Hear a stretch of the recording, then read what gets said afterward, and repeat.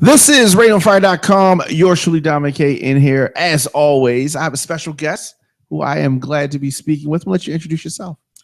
I am Cherrie Woods. Yes. Glad to have you here. How are you? I'm well. Good to be here. Good. So we're going to talk about your book. Right. And we're going to talk about how you can help authors. Okay. And all of that. But I want to start from the beginning. Okay. Where were you born? I was born in Trinidad. Oh, okay. Yes. Nice. All right. And so how did you get here? How did I get Baltimore. Here? I actually relocated to Baltimore from Detroit, Michigan. I lived there for 9 years. I worked in public relations there for the Detroit Institute of Arts and also for a PR agency. And then I relocated here for a job about 7 years ago. So I've been in Baltimore just over 7 years. Okay. Yep. So you like it? I do. I really do. It's different. Baltimore. It's different. Baltimore's different. Great location and just a lot of good history. I mean, good and, history comes with good and bad, but just a lot of interesting history and an interesting culture. And I'm enjoying Baltimore. As a child, did you grow up reading a lot? Yes. I was probably reading novels by the time I was 5. Okay. Yeah. What about writing? Writing, I'd say probably in my teens. I started writing in a journal and a little bit of poetry. I come from a pretty artistic family, so all that creative stuff was encouraged. So, brothers and sisters? Yes, I have 4 siblings. 2 sisters, 1 brother, 1 sibling. 1 sister passed away prematurely from lupus-related complications. So, yeah. And so, how did you get to the point where you were able to show others your work? Well, it's kind of ironic. I did actually self-publish a book of poetry in 2013, and that really came about because I was a member of Black Writers Guild. I joined when I moved to Baltimore, and I was surrounded by all these writers, and they were all self-publishing. And I actually never considered self-publishing. At that time, I was a spoken word artist, so I had some CDs. So it became the running joke that I was the Black Writers Guild member who didn't have a book, just a CD.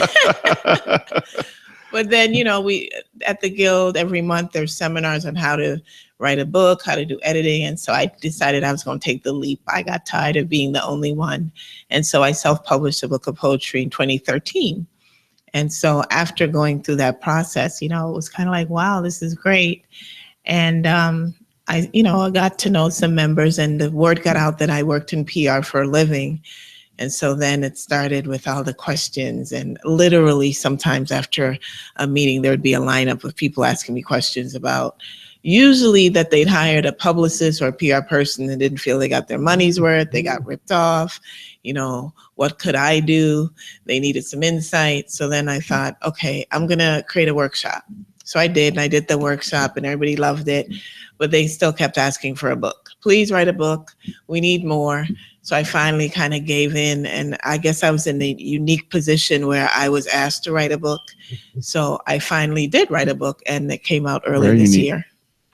Very, very unique position. Yes. Before we talk about that, how did you get into PR work? Gosh, I was living in Toronto at the time, and I worked for social services. And the whole division, they decided that they were going to automate. We went from a manual system to an automated system, and they asked me to be on the project team. And in a huge meeting with very important people, I whispered to a coworker, I really hope they're just not going to send out memos to all the case managers, because, we never read them. And a senior person noticed me whispering and asked, what did you just say? And I thought, okay, I'm about to lose my job. So I shared it, and they said, you know what? That's right. We're not going to send out memos. We're going to create a public relations team, and you're going to be on it. You're welcome. So, thank you. So after a few years of doing that, I decided I kind of was burning out on being a case manager. I went back to school and studied corporate communications and have been And in you've been on PR a since roll, about been on 15 a years. roll ever since. Yeah. You have clients. Yes, I do have. I mean, I worked with visual artists for a long time because a lot of my background was at an art museum, but I've also always worked with personalities and entrepreneurs and small arts and culture businesses and nonprofits, always on the side when I was working full time. And then a few years ago, I decided to go to another level. And I guess because too, I was with Black Writers Guild, my natural new client base was authors, and it's just grown, especially with the book coming out. I'm working with authors across the country slowly now and doing a lot of workshops. I have some workshops coming up soon. And I love it because I'm in the unique position of having self-published 2 books and being a PR professional. So I bring sort of the hands-on insight and the professional experience. And it's kind of a nice place to sit because I really do get to I understand the whole process, both have it as an author and as a PR professional. The I guess the reason for the book is Right. that you were getting so many people just repeatedly asking Yes. you these same things. Yes. And you said that, look, I'm gonna go ahead and do this because Right. they're asking for it. Yeah, right? they really were. They really were asking for it. And so let's talk a little without giving away the book, obviously. Okay. Let's talk a little bit about it. I guess if we could just say one important thing. One important thing. Well, I chose 10 of the most common questions I got asked. And I did a question and answer format, and I answered those questions. I tried to be as straightforward as I can because I think there's so many books out here, and typically authors don't want to read more books, particularly when they're in the writing mode. And most of the books out here were like 250 words plus. And so I intentionally said, I'm just going to pick these 10 questions and answer them and keep the book short so that it could be used as a guide more so than more heavy things to read that people don't read. Right. So it was very intentional that I made it a Q&A format. And I think that's good. And you were definitely aware that they didn't want another piece. Yes. Because I would recommend some books and they were like, oh, I don't want to read that. How would you say someone knows if they should write a book? Oh, wow. That's a tough one because we're in that time when everyone wants to write a book. It's just become the in thing to do. And, you know, in the US, it's like make a movie, write a book, be a singer. We go through these little trends. And now it's like write a book. A few self-published authors have blown up and everyone thinks that's the latest thing. And I'm going to be a bestseller and I'm going to make lots of money and I'm not going to have to work. So writing a book in many ways for some people is the in thing to do. And plus, because of the internet, I mean, it's just become so much easier to do so many things on your own. So now you don't have to try to get published by a big name publisher. You can do it yourself. So I think that that's really increased the amount of people who are now taking that leap and writing a book. Yeah. Do you recommend that? I think the key thing to consider if you're going to write a book is why you're writing the book. And I think that's the challenge that comes in. And from research, there's 3 to 4 reasons why people are writing a book, at least at the beginning. So a lot of people say, you know what, I just have a book in me and I have something to say and I think I've had an interesting life and I'm just going to write this book. Okay. Then there's people who are like, I'm going to write a book because I want it to make money and I don't want to work anymore. So that's a business. And then there's people who write a book because, say, you've been an engineer for 10 years and you think you have a whole lot of knowledge. So you know what? I want to write this book to kind of build a brand for myself. Or you're like me and I've been doing PR for 15 years anyway. And I'm doing workshops. So I want to add on to the brand I already have. Or they've tried to pitch a book to a publisher. And so they've decided to self-publish because they can't get an agent. So those are kind of like the 5 major reasons. Yeah. Very good. And you clearly know what you're talking about. You definitely have the track record to back it up. Right. So how can people get the book? How can people get my book? Yes. It's on Amazon. It's on CreateSpace. It's also on my website. And I'm at eclecticpr.com, and that's eclecticpr.com. You can get it those 3 ways. Wonderful. Are you taking other clients? Yes, but there is kind of a stringent process, and I'm of the mindset where I'm not going to work with you unless I believe I can help you. That's good. So I have a 15-question questionnaire that people have to complete. And I also will do a 30-minute phone consultation, but you have to be serious. I mean, Right. I feel that if you're going to invest money into working with a PR person, you've got to know that you're going to be working as well. So what I've found is after the 30-minute consultation, when people get the questionnaire, typically if authors finish the questionnaire, they usually work with me. What's great is because of how I've worded it, some people get to question 6 and they say, you know what, I'm not quite ready. And which is my intention. I'm to weed out. Yeah, I really do. Yet. I'm a publicist, but I'm also a PR coach. And I see myself in a way as an advocate for self-published authors. There's a lot of negative press and talk about self-published authors not being up to par.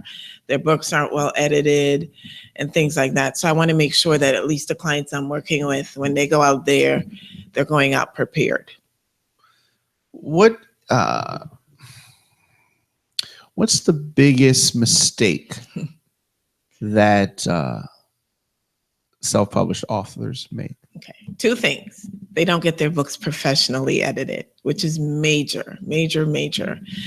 And your friend who teaches English could probably do copy editing, but you need a professional editor or a content or development editor. You can find editors at newspapers, newspaper companies like the Baltimore Sun. There might be some journalists there who freelance. You can call professional journalist organizations. There's the Baltimore Association of Black Journalists. Any publishing company typically would know editors. You can call any of the universities that have journalism programs. You'll have graduate students who would probably love to build their portfolio. So professional editing is really key. And the area that most self-published authors fail at are book covers. If you're not a graphic designer, don't try to design your cover. A lot of low resolution covers, not professional, the fonts don't work. Any author I work with, once they're going out there, you'll notice that their covers look professional. And so if your covers look professional, then if you're going to the media or to present at a workshop, people aren't even going to think you're a self-published author. But if it looks, like it's a poor quality cover, then again, they're going to start asking questions. But typically, if it looks professional, people kind of roll with the fact that, okay, it's an author. They're not going to automatically think this is self-published. And so that's why it's so important. So it's like a negative right. Stigma attached to it? It really does. It really does. So, take away the stigma. I tell my clients, imitate, don't duplicate. So if I'm writing a romance novel, go to the bookstore, go to the library and see what the current romance novel covers look like and follow that tradition. So again, it's the imitate, don't duplicate. There's kind of a professional tradition to follow for book covers. So just at least get a sense of what they are. Yeah. And very, very good advice. Very good advice. Right. When you were just getting started, right. I guess you wish that there was a book like yours to help some of your clients? Yes. Would have made the process easier? Yes. But it's interesting because a lot of authors say this, because it takes so much to even write a book that they just really don't want to have to do the PR side of it at all. Yeah. And so I say to them, even if you are going to hire someone, still know what to expect. So even if it's a search online to say, what does a publicist do for an author? Find that out. So when you go out there looking for a publicist, you're not completely, you don't know what to look for. You don't know what fees to expect. And I would say try to get 3 quotes. Ask for references. If that person is someone you don't know that you can't connect to an organization, ask who they've worked with. Call some of their clients. Don't just sort of blindly say, okay, you say you're a publicist, here's my money. And then, then 3 years later, you're lining up in front of the good publicist, questioning them. You know what I mean? Take due diligence, just like you would for a plumber or electrician. It's a service. Yes. Yeah. Well said. Right. Again, the title of the book is Where Do I Start? Right. I like that. Yes. And I think that grabs people's attention. Yes.